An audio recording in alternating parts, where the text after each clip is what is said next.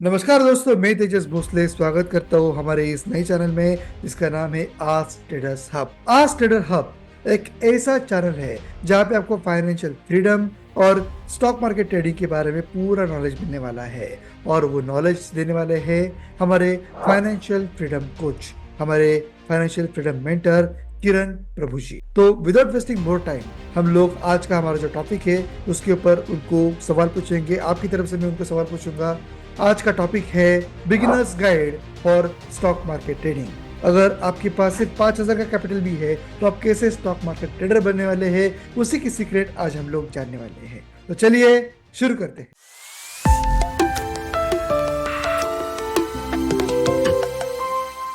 तो दोस्तों, स्वागत है आप सभी का हमारे इस वीडियो में। किरण जी, स्वागत है आपका। Thank you, Tejas, for having me with you. Yes, so Kiran ji, as a financial freedom mentor आपने डिसाइड किया है कि आप हमें फाइनेंशियल लिटरेसी देंगे एंड पैसे के साथ हमारी जो फ्रेंडशिप है वो और भी स्ट्रॉन्ग कर देंगे।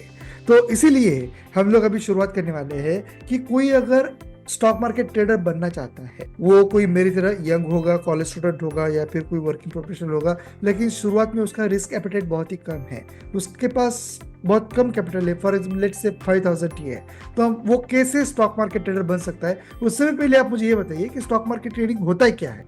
So basically आपका क्वेश्चन ये है कि what is trading, ये है ना, and how different, and इसके साथ हमको ये भी जानना जरूरी है how different it is from investment। Yes. ये हमको जानना बहुत जरूरी है। ठीक है, देखिए मेरा जो व्यू पॉइंट है और the way I look at it is like this: trading and investing both involve buying and selling of financial assets like stock or whatever are the different assets, but they have very small, or I'll not say small, a key difference. Investing is for long term.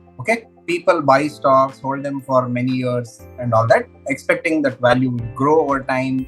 And आप investing को कैसे देखिए, you look at investing as like you are planting a tree and it takes time to grow. That is investing. Whereas trading, on the other hand, it is short term. Traders buy and sell stocks within days, within hours, or even for minutes, some of them, to make a profit in with the price movement. So this is what it is. तो अगर कोई trader बनना चाहता है तो उसके पास कौन सी basic requirement होनी चाहिए? फॉर एग्जांपल मैं ट्रेडर बनना चाहता हूँ तो क्या मेरे पास ऑलरेडी कुछ सेविंग होनी चाहिए या फिर कुछ इंश्योरेंसेस वगैरह होने चाहिए? क्या बैकअप प्लान उसका रेडी होने चाहिए ट्रेडर बनने से पहले?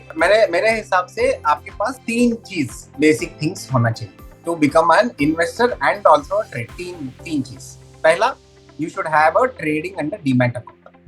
Open it with, there are a lot of discount brokers around, so you can open with any one of them. Second is you should have a trading platform. When you open a demat account with these apps like Zerodha or Upstock or anyone, you will automatically get this trading platform as part of the thing.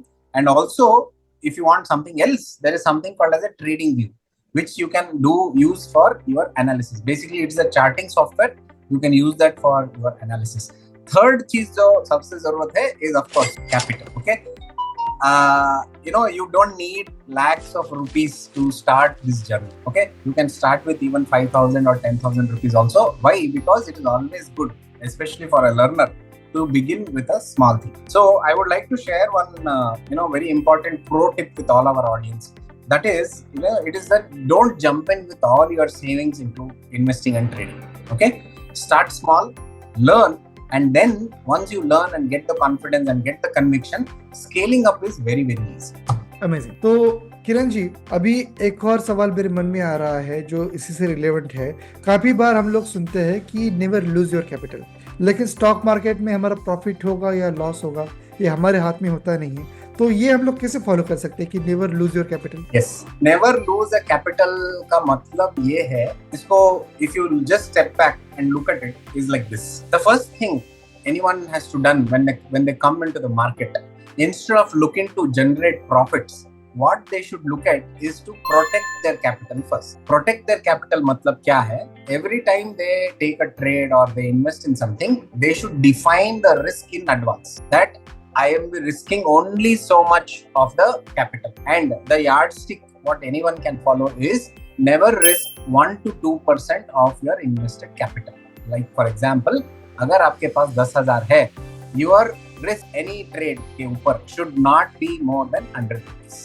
ये rule आप follow करेंगे तो automatically you will protect your capital first, and once you get the habit of protecting your capital, automatically your profits will start coming. The reason is this, मैं ये हमेशा बोलता हूँ अपने community members को, is this one simple thing: take care of your losses. If you take care of your losses, profits will take care of themselves. This is the message. Amazing, very powerful message आपने share किया हमारे audience के साथ। And ये ऐसे ही golden nuggets हमें आपकी तरफ से मिलते हैं। That's why we are super super interested to learn more from you. तो अब मैं आपको एक थोड़ा और ट्विस्टी क्वेश्चन पूछने वाला हूँ, जो हर एक ट्रेडर से हम लोग सुनते हैं कि लोग काफी बार बोलते हैं कि तेरी सैलरी जितनी है उतना तो मेरा स्टॉप लॉस है। काफी बार हम लोग ये लाइन मूवीज में या फिर रील्स में सुनते हैं।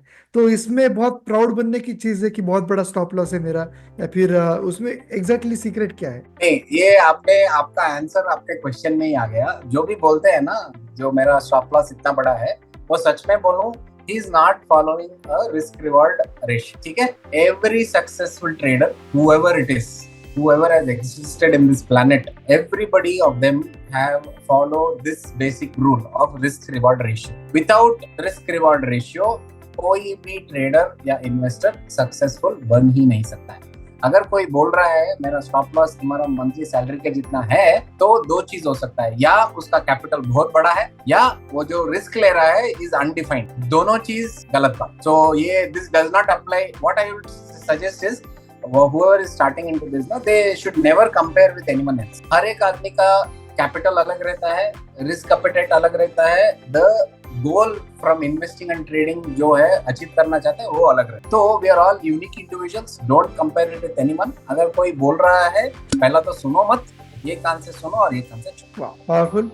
एंड एक और चीज़ है जो काफ़ी सारे लोगों के मन में होती है, अभी हमारा टॉपिक भी तो वही है, इसीलिए मैं आपको पूछना चाहता हूँ। अभी चलो मैंने शुरुआत की, मेरे पास सिर्फ 5,000 का कैपिटल है, तो मेरा एटीट्यूड कैसा होना चाहिए, अप्रोच कैसा होना चाहिए?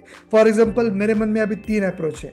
5,000 का मैं बहुत ही एग्रेसिवली बढ़ने वाले स्टॉक्स है, पेनी स्टॉक्स है, उसमें लगा के डबल करने के लिए एक्सपेक्ट करूँ, या फिर जो बहुत ही मतलब निफ्टी 50 के जो स्टेबल स्टॉक्स है जो ग्रेजुअली कुछ ना कुछ रिटर्न दे रहे हैं उसमें इन्वेस्ट करके लॉन्ग टर्म के लिए सोचूं, या फिर जो वॉरेन बफेट की स्ट्रेटेजी, एक बार इन्वेस्ट करो भूल जाओ, 5-10 साल में 20-25 साल में बढ़ जाएंगे। तो जैसे हम लोग सुनते हैं कि उस जमाने में मेरे दादाजी ने 1,000 के स्टॉक लिए थे और आज उसकी कीमत 83 करोड़ है। ऐसा कुछ वेट करने के लिए मैं पूरे लाइफ टाइम के लिए वेट करूं?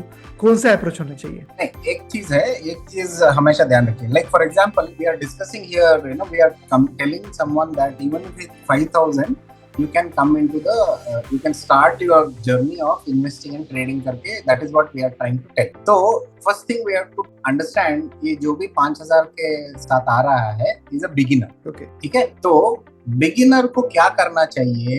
बिगिनर को मार्केट में आते ही मेरा वो जो 5,000 कैपिटल है मेरे को 2x 3x बनाने का रहेगा, that aspiration is good. ठीक है, but you should also be realist. Okay, क्यों मैं बोलता हूँ इज दिस, स्टॉक मार्केट्स या फाइनेंशियल मार्केट्स है ना, उसमें जो the people who work in that, okay, they are one of the best minds in the entire universe, very smart people there. Okay, now we have a newcomer coming in who does not even know the basics of the markets, how the market functions, how the price moves, all the intricacies. How can he expect to compete with these best minds in the entire universe, not only in the country? Do you think it is realistic that वो आता है without knowing anything, understanding anything, having this expectation to double the capital? Do you think it is realistic? It is not. So my suggestion, I don't give advice, I always give suggestions. My suggestion is this: come with you are a fresher, you are a new person coming into the stock market, come with the mindset of learning it first. पहले सीखना चाहिए ये क्या होता है। There are a lot of to be learned. First of all, you should know what exactly you are come here to learn. Either you should learn something called as technical analysis, then you should learn something called as price action, then you should be able to read something called as the candle charts. Technical analysis करने के लिए, सीखने के लिए candles chart को पढ़ना, read करना आना चाहिए। It is like learning the language of the stock market. ये जो कैंडलस्टिक चार्ट्स होते हैं ना, एक्चुअली कैंडलस्टिक चार्ट्स बोलते हैं। यस, मेरा अगला क्वेश्चन उसी के ऊपर अब होने वाला है कि काफी बार हम लोग जब भी स्टॉक मार्केट की कुछ इमेजेस देखते हैं या फिर कोई इन्वेस्टर है वो दिखाते हैं, तो उसके पीछे वो काफी सारे स्टिक्स दिखाते हैं, कैंडल स्टिक्स दिखाते हैं, रेड ग्रीन होते हैं। तो एग्जैक्टली वो उसका मीनिंग क्या है, सिग्निफिकेंस क्या है उसका, मतलब थोड़ा हिस्ट्री बताइए कि कैसे उसकी शुरुआत हुई, क्योंकि Yes. आज तक स्टॉक मार्केट तो पहले मैं मोस्टली ऐसे लाइंस देखता था, अभी ये लाइंस का क्या जमाना आ गया, ये जरा हमें जरा ब्रीफली बताइए और उसकी Yes. जरूरत क्या है। यस, ये जरूरत इसके लिए है। तो उसके पहले आपने जो पूछा, we should always know the origination of this. Okay, आपको मैं you will be surprised to know that candlesticks was actually invented in the 18th century by Japanese rice trader. वो लोग जापान में राइस बहुत प्रोडक्शन होता, तो to keep a track of the price movement of the rice, a Japanese rice trader, he's got nothing to do with investing or trading, उसने invent किया था candlestick chart. This was in 18th century, but in somewhere in 1980s US में एक trader ने he discovered this candlestick charts and he found that it is the best way to analyze the price move, and उस दिन से 1980 मतलब अभी 50 साल हो गया, ज्यादा नहीं, 50 साल से candlestick charts has become the base or the foundation to do anything kind of a technical analysis. This is the history. Second thing is why candlestick is used or so popular for analysis is because of this. Candlestick क्या दिखाता है आपको is it shows the price movement in one given time frame. The time frame can be 1 minute, 5 minutes, 10 minutes, 15 minutes, 1 hour, जो भी है। आप जो भी टाइम फ्रेम सेट करोगे, like for example you are looking a 5 minute chart, that means क्या है, every candle's duration is 5 minutes, that is what it means. पहला ये है। Second thing why it is so popular is because just by looking at the color you can come to know whether the price is moving up or down. Green candle का मतलब क्या है, the price went up. Red candle का मतलब क्या है, that the price came down. And every candle gives you another 4 information, which is what was the open price, what is the close price, what is the high and what is the low. तो totally एक candle है ना, एक candle 5 information आपको देता है। एक तो है कलर से आपको मालूम पड़ जाएगा ऊपर जा रहा है या नीचे जा रहा है, and then another 4 information, open, close, high और लो, ऑल दिस 4 इंफॉर्मेशन। ये 5 इंफॉर्मेशन जो आ जाता है ना, it becomes very easy for you to really come to know what exactly the candle is telling. So that is why candlesticks are always, I mean, is very very popular nowadays for any kind of technical. जो भी information आपने share की है वो truly fascinating है और बहुत ही नई इंफॉर्मेशन आपने शेयर की है। मतलब एक राइस ट्रेडर्स जो है जिनका स्टॉक मार्केट से कोई लेने देना नहीं है, जापानीज लोग, लेकिन उन्होंने पूरी दुनिया को एक ऐसा टूल दिया है जिसका यूज करके लोग प्रेडिक्ट कर पा रहे हैं अभी प्राइसेस को। It would be much better अगर आप एक मैं आपको बताऊं, सी प्रेडिक्ट नहीं करते हैं ये जो लोग, कैंडलस्टिक पढ़ना नहीं जानते हैं वो लोग प्रेडिक्ट करते हैं। कैंडलस्टिक पढ़ना जो जानते हैं वो क्या करते हैं मालूम है क्या, एक्चुअली कैंडलस्टिक चार्ट आपको बोलता है अभी क्या होने वाला है, तो उसको प्रेडिक्ट करना नहीं बोलते, उसको बोलते हैं यू आर, मतलब मैं हमेशा ये बोलता हूँ, whenever you are trading or investing, don't go with the mindset of that I am feeling like this. Okay. Feeling is prediction. Don't go by that. Go by what you see on the chart. So आप candlestick का पढ़ना आप सीख गए is nothing but learning the language. एक बार आप language सीख गए तो कैंडल का स्ट्रक्चर, कैंडल का पोजीशन, कैंडल का साइज, कैंडल का लोकेशन, ये सब फैक्टर्स आपको बताते हैं कि नेक्स्ट क्या होने वाला है। वो प्रेडिक्शन नहीं है, वो प्रोबेबिलिटी है। Also remember, in stock markets and financial markets everything is probability, nothing is a certainty, just like life. Even in our life everything is a probability, nothing is certainty, correct? It is the same thing. So my best thing what I can conclude this is like this, you know, if you learn to read the candlestick charts, no, it is like learning the language of the market. आप market के भाषा सीख जाए। आपके हर एक sentence से कुछ ना कुछ नया सीखने के लिए मिल रहा है। अभी मैं जस्ट ये समझ रहा था कि कैंडलस्टिक जो है वो प्रिडिक्शन नहीं करता है, वो क्या होने वाला है बताने वाला था। मैं ये एज्यूम कर रहा था कि कैंडलस्टिक इतने एक्यूरेट है कि आपको एग्जैक्टली क्या होने वाला है बता रही, नहीं, ये प्रोबेबिलिटी दे रही है कि इतनी पॉसिबिलिटी है कि यहाँ तक ही जा सकता है, लेकिन nothing is certain in stock market. That is true. अब कोई अगर नया ट्रेडर आ रहा है एक लो कैपिटल के साथ, तो उसकी एग्जैक्ट स्ट्रैटेजी क्या होनी चाहिए और वो कैसे फिगर आउट करे, क्योंकि हर एक की स्ट्रैटेजी अलग हो सकती है, right?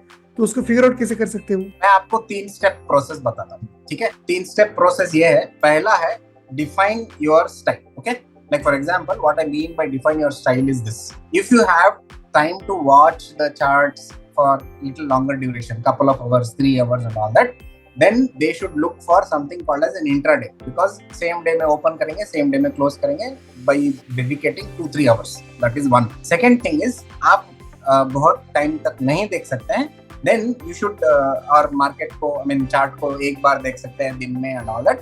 They should do something called as swing trading. That is one. That is define your style. Second है use some few simple indicators is like actually they apart from the candlesticks chart, indicators add a certain kind of a conviction on reading or the signals what the chart is giving. So very few simple indicator use करिए, not some complex जो आजकल सब बाकी सब जगह पे दिखता है. Very simple. मेरे हिसाब से the most simplest are something called as moving average and something called as a CPR, okay, which is nothing but central pivot range.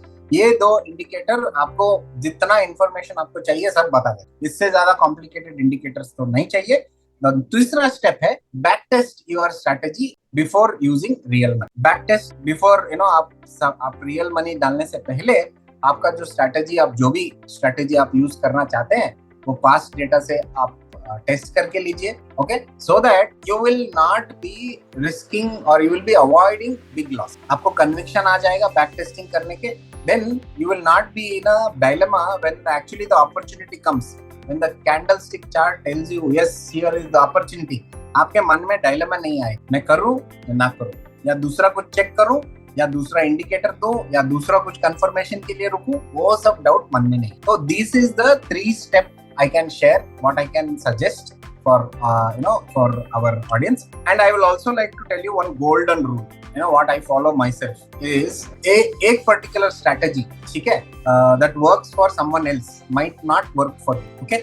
So what I would suggest is find something which suits you, your personality, your psychology, your risk. हजारों strategy है but everything might not suit you. Find something which suits you, your personality, your risk appetite and your mindset. This is my golden suggestion you can say for when you want to decide something on your strategy. And one more question, कौन सी strategy best आपको feel होती है, long term, short term या फिर day trading?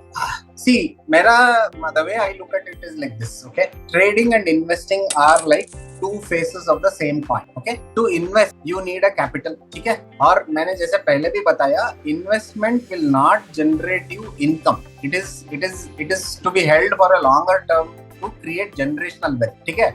So but invest करने के लिए capital चाहिए. So what I look at is like this, you can use a tool called as trading to grow the capital, and whatever profits you generate from trading you can invest it back for creating long term wealth. This should be the approach. जो भी आपने जैसे पूछा day trading करना चाहिए, investment करना चाहिए and all that, मेरे हिसाब से any serious person who wants to achieve financial independence should make use of both things. He should invest for generating long term wealth and he should look at trading to generate short term returns or short term income. Because trading हमेशा जो होता है वो short term के लिए होता है, investing is for years to come. This should be the approach. And बहुत सारे लोग बोलते हैं कि कमोडिटी में इन्वेस्ट करो, ऑप्शंस में करो, इक्विटी में करो, या फिर और भी बहुत सारे अभी मार्केट है. तो आपके हिसाब से बेस्ट मार्केट कौन है? कुछ लोग बोलते हैं कि कुछ भी मत करो, बस इंडेक्स फंड में डाल दो, वही से आपको रिटर्न मिल जाएंगे.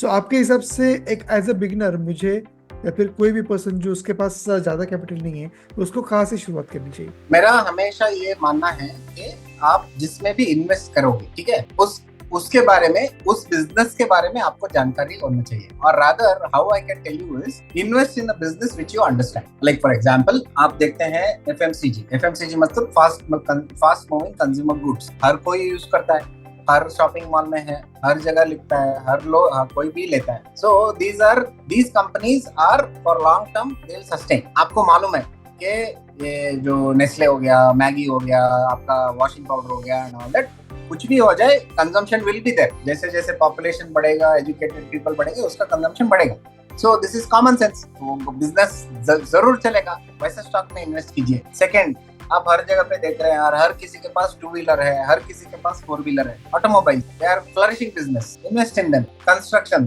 जिधर देखो नया नया प्रोजेक्ट, नया नया dam, metro, that this road construction and all, cement company, invest in them. Invest in businesses which you understand, don't go and invest in something which you don't understand. Like लोग बोलते हैं commodities के बारे में आपको क्या जानकारी है, इन्वेस्ट कीजिए। क्रिप्टो, आपको जानकारी है क्रिप्टो क्या है, कैसे फंक्शन होता है, जानकारी है, इन्वेस्ट कीजिए। जानकारी नहीं है तो इन्वेस्टिंग से दूर रहिए, पहले जान के लीजिए, उसके बाद इन्वेस्ट कीजिए। तो ये कोई भी बोलता है, मैं हमेशा ये बोलता हूँ, कोई किसी का एडवाइस या ये है ना, first of all you shouldn't go and ask advice, you should do your own analysis, you should understand the things. Why? Because everyone is different, everyone's requirement is different. You cannot copy. मैंने जैसे पहले बोला, a strategy which works for me might not work for you. Why? Because your psychology is different, your mindset is different, your risk appetite is different, your capital size is different. तो ये मेरा neighbour आके मुझे बोला, अरे crypto is nice, मैंने but क्या problem है, उसको किसी दूसरे ने बताया, उसका खुद का एनालिसिस नहीं होता है, ठीक है। तो मेरा हमेशा ये कहने का है, why do you want second hand information, go to the source. Source क्या है? कैंडलस्टिक चार्ट, टेक्निकल एनालिसिस सीखो, डिसीजंस, अपना डिसीजंस खुद लो। कम से कम क्या होगा, कम से कम you will not blame someone for a bad. What we are doing here, we are taking responsibility of our own decisions. Blame करना बहुत आसान होता है, ठीक है। उससे अच्छा दूसरों के पास जाओ ही मत कंसल्टेशन के लिए, टिप पूछने के लिए। उससे अच्छा खुद सीखो, स्किल डेवलप करो, खुद इन्वेस्ट करो, खुद डिसीजन लो, खुद इन्वेस्ट करो, और जो भी रिटर्न्स आता है ना, खुद एंजॉय करो। अमेजिंग। सिंपल। डेफिनेटली ये वीडियो जो है, आज का जो एपिसोड है हमारा, ये कंप्लीट गाइड होने वाला है किसी भी बिगिनर के लिए।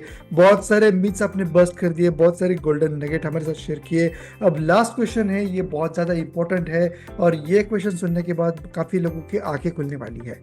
ये क्वेश्चन है, नए ट्रेडर्स कौन सी मिस्टेक्स करते हैं? What are the do's and don'ts for new traders? Okay, this is some amazing things. See, मैं अपने, I can tell you from my own experience. Okay, so what are the most common mistakes what any investor or trader does is this. First one is trading without a plan. Most of the traders jump without having any proper strategy, any proper knowledge, any proper skill. Okay, this is not done. Without that, you cannot do it. Always, इसका next step है, always when you before entering, you should know what is your stop loss and what is your target. Enter करने के बाद सोचने का नहीं, मेरा stop loss मैं इधर रखूंगा, target इधर रखूंगा। No, entry होने से पहले आपका पूरा plan ready होना चाहिए। That is the thing, biggest mistake.